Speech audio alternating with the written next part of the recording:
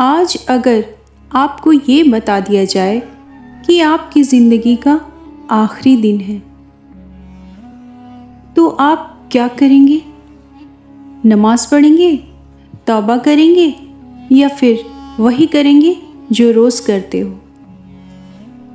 سچ تو یہ ہے کہ ہم سب جانتے ہیں موت آئے گی، لیکن ہم تیار نہیں ہیں۔ دنیا ایک دھوکہ ہے۔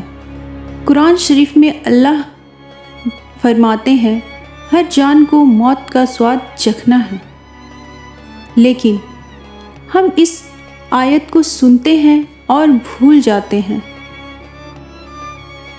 ہم ایسے جیتے ہیں جیسے موت صرف دوسروں کو آتی ہے۔ ایک انسان تھا بالکل ہماری طرح۔ اس کے سپنے تھے پیسہ کمانا، گھر بنانا، لائف سیٹ کرنا، لیکن نماز کے لیے امپورٹنٹ نہیں تھی۔ کہتا تھا ابھی جوان ہوں، بعد میں پڑھ لوں گا۔ ہر گناہ کے بعد کہتا اللہ معاف کر دے گا، لیکن اس نے کبھی سچی توبہ نہیں کی۔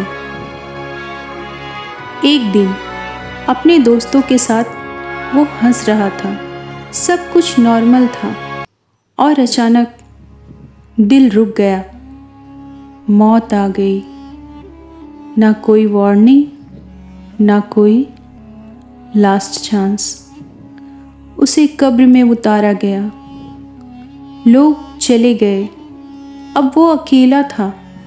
اندھیرا، سناٹا، اور پھر 2 فرشتے آئے۔ انہوں نے پوچھا من ربکا، تمہارا رب کون ہے؟ وہ جواب دینا چاہتا تھا، لیکن اس کی زبان بند تھی، کیونکہ اس نے دنیا میں کبھی اللہ کو یاد نہیں کیا۔ قبر اس کے لیے جنت کا باغ نہیں بنی، بلکہ جہنم کا گڈھا بن گئی۔ اس نے چلا کر کہا یا اللہ، مجھے واپس بھیج دے، میں اچھے کام کروں گا۔ لیکن قرآن شریف میں آتا ہے جب موت آتی ہے تو واپسی نہیں ہوتی ہے۔ آج وہ انسان آپ بھی ہو سکتے ہیں۔ ہم بھی نماز ٹالتے ہیں، ہم بھی گناہ کرتے ہیں، اور ہم بھی سوچتے ہیں ابھی بہت ٹائم ہے۔ لیکن موت ٹائم دیکھ کر نہیں آتی۔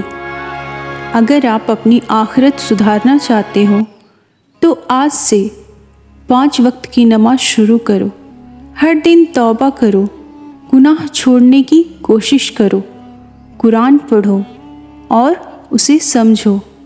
قرآن شریف ہماری گائیڈنس ہے۔ یاد رکھنا، جب آپ کو قبر میں رکھا جائے گا تب نہ پیسہ کام آئے گا، نہ دوست اور نہ ہی فیملی، صرف آپ کے اعمال۔ تو ابھی بھی وقت ہے، خود کو بدل لو، اس سے پہلے کہ بہت دیر ہو جائے۔ اگر آج موت آ جائے تو کیا ہوگا؟